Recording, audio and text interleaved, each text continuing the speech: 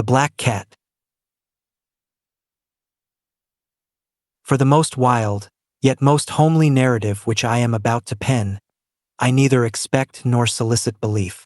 Mad indeed would I be to expect it, in a case where my very senses reject their own evidence. Yet mad am I not, and very surely do I not dream. But tomorrow I die, and today I would unburthen my soul. My immediate purpose is to place before the world, plainly, succinctly, and without comment, a series of mere household events. In their consequences, these events have terrified, have tortured, have destroyed me. Yet I will not attempt to expound them. To me, they have presented little but horror. To many they will seem less terrible than baroques. Hereafter, perhaps, some intellect may be found which will reduce my phantasm to the commonplace. Some intellect more calm, more logical, and far less excitable than my own, which will perceive, in the circumstances I detail with awe, nothing more than an ordinary succession of very natural causes and effects. From my infancy I was noted for the docility and humanity of my disposition. My tenderness of heart was even so conspicuous as to make me the jest of my companions. I was especially fond of animals, and was indulged by my parents with a great variety of pets. With these I spent most of my time, and never was so happy as when feeding and caressing them. This peculiarity of character grew with my growth, and in my manhood, I derived from it one of my principal sources of pleasure. To those who have cherished an affection for a faithful and sagacious dog, I need hardly be at the trouble of explaining the nature or the intensity of the gratification thus derivable. There is something in the unselfish and self-sacrificing love of a brute, which goes directly to the heart of him who has had frequent occasion to test the paltry friendship and gossamer fidelity of mere man. I married early, and was happy to find in my wife a disposition not uncongenial with my own. Observing my partiality for domestic pets, she lost no opportunity of procuring those of the most agreeable kind. We had birds, goldfish, a fine dog, rabbits, a small monkey, and a cat. This latter was a remarkably large and beautiful animal, entirely black, and sagacious to an astonishing degree. In speaking of his intelligence, my wife, who at heart was not a little tinctured with superstition, made frequent allusion to the ancient popular notion, which regarded all black cats as witches in disguise.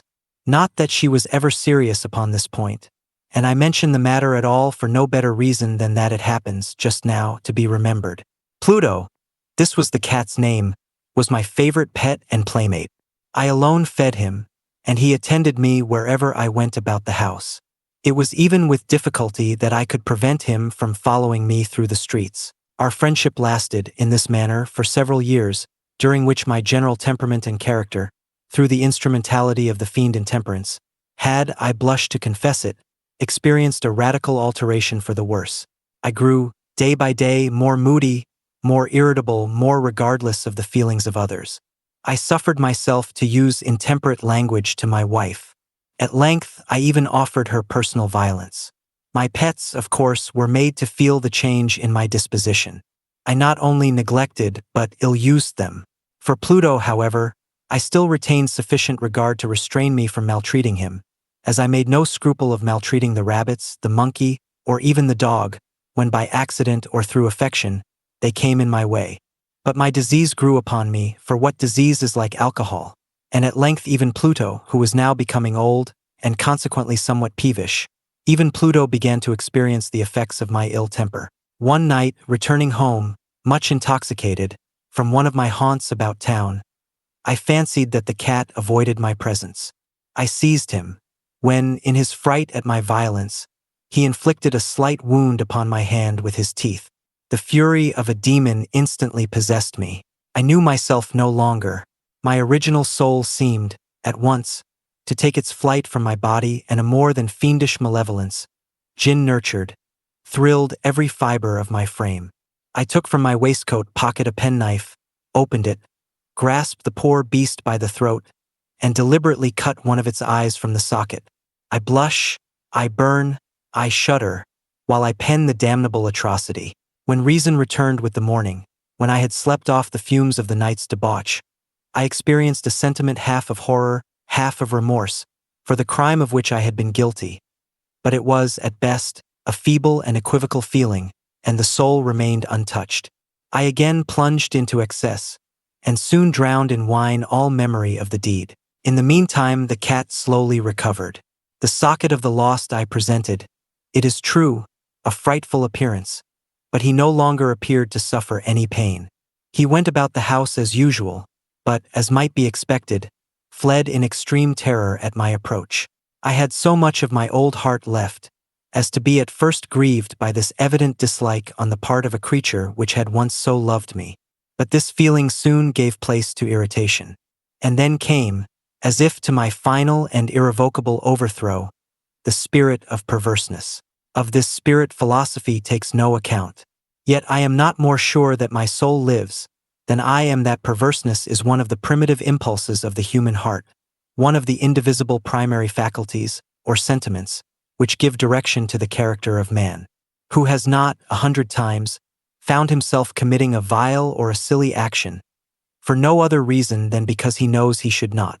Have we not a perpetual inclination, in the teeth of our best judgment, to violate that which is law, merely because we understand it to be such? This spirit of perverseness, I say, came to my final overthrow. It was this unfathomable longing of the soul to vex itself, to offer violence to its own nature, to do wrong for the wrong's sake only, that urged me to continue and finally to consummate the injury I had inflicted upon the unoffending brute. One morning, in cool blood, I slipped a noose about its neck and hung it to the limb of a tree. Hung it with the tears streaming from my eyes and with the bitterest remorse at my heart. Hung it because I knew that it had loved me, and because I felt it had given me no reason of offense. Hung it because I knew that in so doing I was committing a deadly sin that would so jeopardize my immortal soul as to place it, if such a thing were possible, even beyond the reach of the infinite mercy of the most merciful and most terrible God. On the night of the day on which this cruel deed was done, I was aroused from sleep by the cry of fire. The curtains of my bed were in flames. The whole house was blazing. It was with great difficulty that my wife, a servant, and myself made our escape from the conflagration. The destruction was complete. My entire worldly wealth was swallowed up, and I resigned myself thenceforward to despair. I am above the weakness of seeking to establish a sequence of cause and effect between the disaster and the atrocity. But I am detailing a chain of facts, and wish not to leave even a possible link imperfect. On the day succeeding the fire, I visited the ruins. The walls, with one exception, had fallen in. This exception was found in a compartment wall, not very thick, which stood about the middle of the house, and against which had rested the head of my bed. The plastering had here, in great measure, resisted the action of the fire, a fact which I attributed to its having been recently spread. About this wall a dense crowd were collected, and many persons seemed to be examining a particular portion of it with very minute and eager attention. The words strange, singular, and other similar expressions excited my curiosity. I approached and saw, as if graven in bas-relief upon the white surface, the figure of a gigantic cat. The impression was given with an accuracy truly marvelous. There was a rope about the animal's neck. When I first beheld this apparition, for I could scarcely regard it as less, my wonder and my terror were extreme. But at length reflection came to my aid. The cat, I remembered, had been hung in a garden adjacent to the house. Upon the alarm of fire, this garden had been immediately filled by the crowd, by someone of whom the animal must have been cut from the tree and thrown, through an open window, into my chamber. This had probably been done with the view of arousing me from sleep. The falling of other walls had compressed the victim of my cruelty into the substance of the freshly spread plaster, the lime of which, with the flames and the ammonia from the carcass, had then accomplished the portraiture as I saw it. Although I thus readily accounted to my reason, if not altogether to my conscience, for the startling fact just detailed, it did not the less fail to make a deep impression upon my fancy. For months I could not rid myself of the phantasm of the cat, and, during this period, there came back into my spirit a half-sentiment that seemed, but was not, remorse. I went so far as to regret the loss of the animal and to look about me, among the vile haunts which I now habitually frequented, for another pet of the same species, and of somewhat similar appearance with which to supply its place. One night as I sat, half stupefied, in a den of more than infamy, my attention was suddenly drawn to some black object, reposing upon the head of one of the immense hogsheads of gin, or of rum, which constituted the chief furniture of the apartment. I had been looking steadily at the top of this hogshead for some minutes, and what now caused me surprise was the fact that I had not sooner perceived the object thereupon. I approached it and touched it with my hand. It was a black cat, a very large one, fully as large as Pluto and closely resembling him in every respect but one. Pluto had not a white hair upon any portion of his body, but this cat had a large, although indefinite splotch of white, covering nearly the whole region of the breast.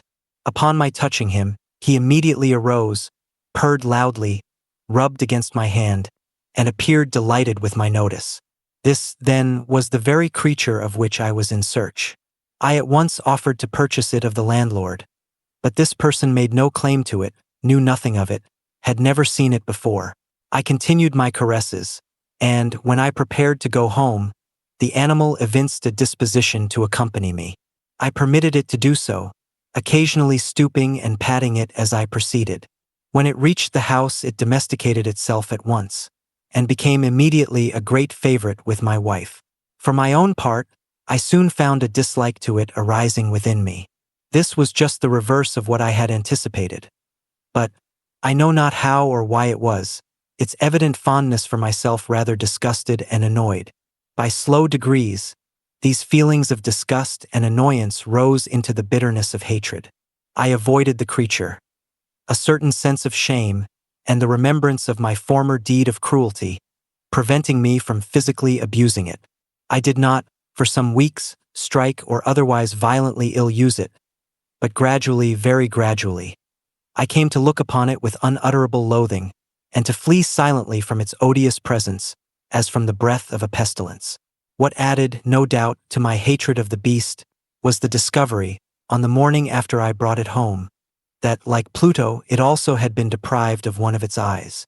This circumstance, however, only endeared it to my wife, who, as I have already said, possessed, in a high degree, that humanity of feeling which had once been my distinguishing trait, and the source of many of my simplest and purest pleasures. With my aversion to this cat, however, its partiality for myself seemed to increase.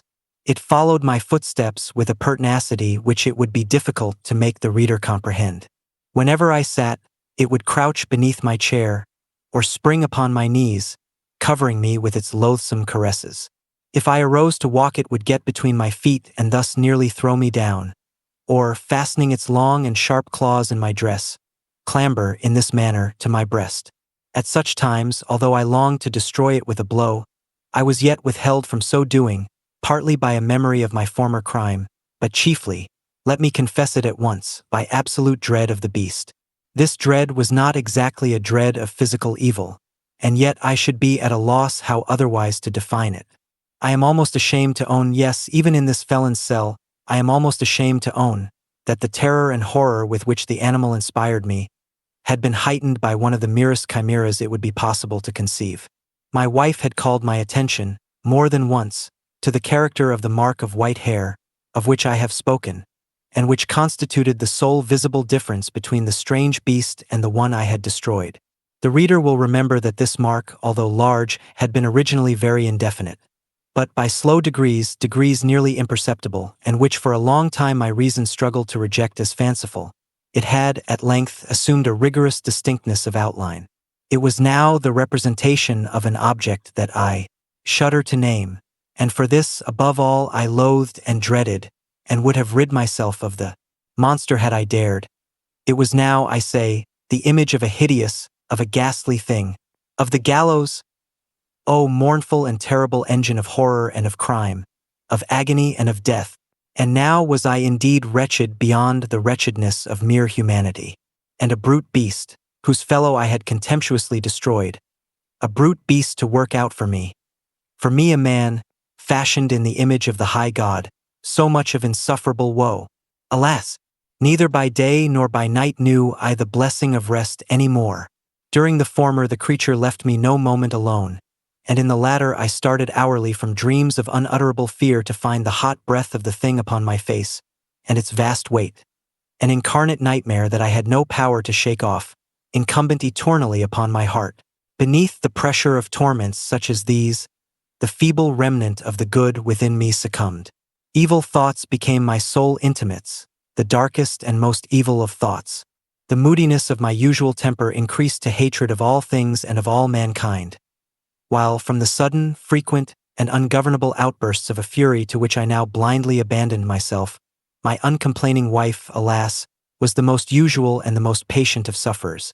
One day she accompanied me, upon some household errand, into the cellar of the old building which our poverty compelled us to inhabit.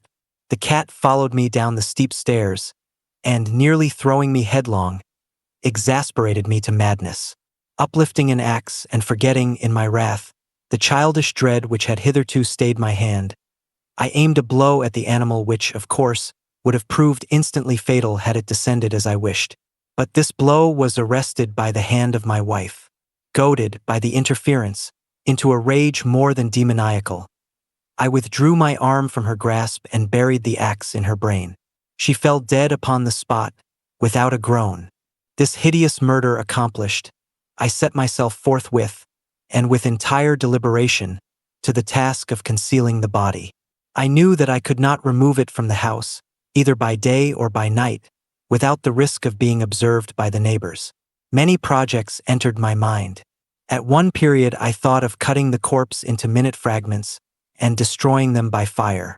At another, I resolved to dig a grave for it in the floor of the cellar. Again, I deliberated about casting it in the well in the yard, about packing it in a box as if merchandise with the usual arrangements and so getting a porter to take it from the house.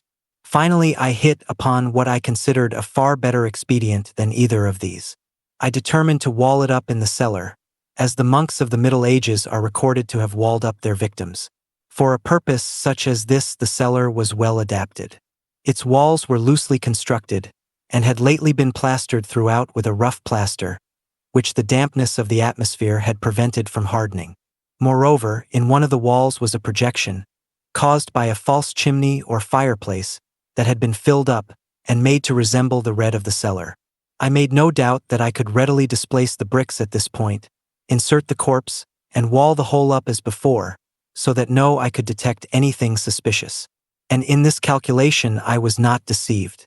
By means of a crowbar I easily dislodged the bricks, and having carefully deposited the body against the inner wall, I propped it in that position, while, with little trouble, I relaid the whole structure as it originally stood. Having procured mortar, sand, and hair with every possible precaution, I prepared a plaster which could not be distinguished from the old, and with this I very carefully went over the new brickwork. When I had finished, I felt satisfied that all was right. The wall did not present the slightest appearance of having been disturbed. The rubbish on the floor was picked up with the minutest care. I looked around triumphantly and said to myself, "Here at least, then, my labor has not been in vain." My next step was to look for the beast which had been the cause of so much wretchedness, for I had, at length, firmly resolved to put it to death. Had I been able to meet with it at the moment, there could have been no doubt of its fate, but it appeared that the crafty animal had been alarmed at the violence of my previous anger, and forbore to present itself in my present mood. It is impossible to describe, or to imagine, the deep, the blissful sense of relief which the absence of the detested creature occasioned in my bosom. It did not make its appearance during the night, and thus for one night at least, since its introduction into the house, I soundly and tranquilly slept. I slept even with the burden of murder upon my soul. The second and the third day passed, and still my tormentor came not. Once again I breathed as a freeman. The monster, in terror, had fled the premises forever. I should behold it no more. My happiness was supreme. The guilt of my dark deed disturbed me but little. Some few inquiries had been made, but these had been readily answered. Even a search had been instituted, but of course nothing was to be discovered. I looked upon my future felicity as secured. Upon the fourth day of the assassination, a party of the police came, very unexpectedly, into the house, and proceeded again to make rigorous investigation of the premises. Secure, however, in the inscrutability of my place of concealment, I felt no embarrassment whatever. The officers bade me accompany them in their search. They left no nook or corner unexplored. At length, for the third or fourth time, they descended into the cellar. I quivered not in a muscle. My heart beat calmly as that of one who slumbers in innocence. I walked the cellar from end to end. I folded my arms upon my bosom and roamed easily to and fro. The police were thoroughly satisfied and prepared to depart. The glee at my heart was too strong to be restrained. I burned to say, if but one word, by way of triumph, and to render doubly sure their assurance of my guiltlessness. "Gentlemen," I said at last, as the party ascended the steps, "I delight to have allayed your suspicions. I wish you all health and a little more courtesy. By the by, gentlemen, this is a very well-constructed house." In the rabid desire to say something easily, I scarcely knew what I uttered at all. "I may say an excellently well-constructed house. These walls, are you going, gentlemen?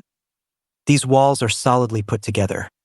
And here, through the mere frenzy of bravado, I rapped heavily, with a cane which I held in my hand, upon that very portion of the brickwork behind which stood the corpse of the wife of my bosom. But may God shield and deliver me from the fangs of the archfiend. No sooner had the reverberation of my blows sunk into silence than I was answered by a voice from within the tomb, by a cry, at first muffled and broken, like the sobbing of a child, and then quickly swelling into one long, loud, and continuous scream, utterly anomalous and inhuman. A howl, a wailing shriek, half of horror and half of triumph, such as might have arisen only out of hell, conjointly from the throats of the damned in their agony and of the demons that exult in the damnation. Of my own thoughts it is folly to speak. Swooning, I staggered to the opposite wall. For one instant the party upon the stairs remained motionless, through extremity of terror and of awe. In the next, a dozen stout arms were toiling at the wall. Fell bodily. The corpse, already greatly decayed and clotted with gore, stood erect before the eyes of the spectators. Upon its head, with red extended mouth and solitary eye of fire, sat the hideous beast whose craft had seduced me into murder, and whose informing voice had consigned me to the hangman. I had walled the monster up within the tomb.